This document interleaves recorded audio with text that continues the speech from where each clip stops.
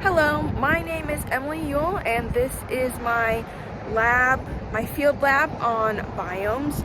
I am at the Arthur Sears Park locally in Abilene, and I'm going to take you around and tell you a little bit about this biome. So this park is a terrestrial biome, sub-classification of temperate grassland, and the climate here, according to the Köppen climate classification, I would say is a type C climate, and more specifically under type C, I would say that it is a CFA climate, which they say is a humid subtropical climate. As you can see here, there is a small body of water going across or running through this small park. I don't know if you can possibly see it a little bit in there. The subbiome of the temperate grassland is really the largest biome seen in North America, and it is characterized by rich soil. There's a lot of soil and grass here. Mid to short and tall grass prairies. So if you can see below there is medium height grass, and then usually in this it is maintained to stay low because it is a park, so people do like to come here for personal enjoyment. And as a result of grassland and this dry climate, there is high potential and possibility of potential fires and whatnot.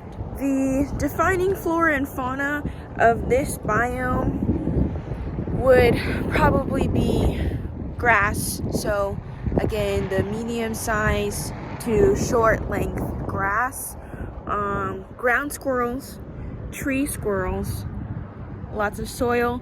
This is a pretty flat area right here. Trees, different varieties of birds, sparrows, American robins, bluebirds, and insects and bugs such as butterflies in certain seasons, spiders, ants. Some ecological interactions between abiotic and biotic environments would include flora interacting with fauna, so birds in the trees possibly eating things that people have left on the ground, and finding materials and whatnot for nests. Human activity has been influenced by this area of land. There is an equipment set over there. There's also a field over there.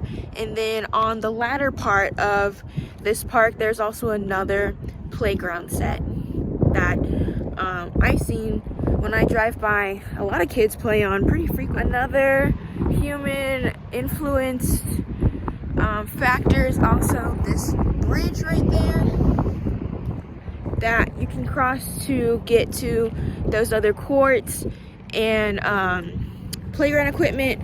And then there's also a trail which I'm walking on, and it spirals around the whole park. So the annual precipitation of a normal temperate grassland is usually around 300 to 1,000 millimeters of rain per year. More specifically in Abilene, it doesn't rain as frequently as we would want to.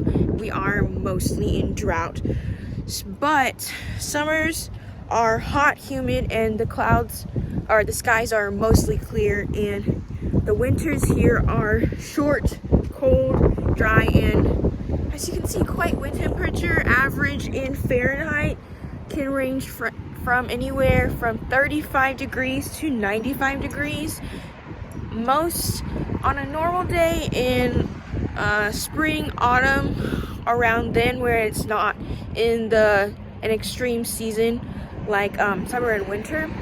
It is typically in the 70s and 80s. In my opinion, climate change can and is affecting this biome by the wind that is pretty consistent, and moving forward into the future, climate change can affect this biome by increasing the frequency and severity of droughts, and that thus increase a greater risk of fires in the very dry seasons, which would also result in a lower water supply, even though that was a very small stream that the water is not very clean.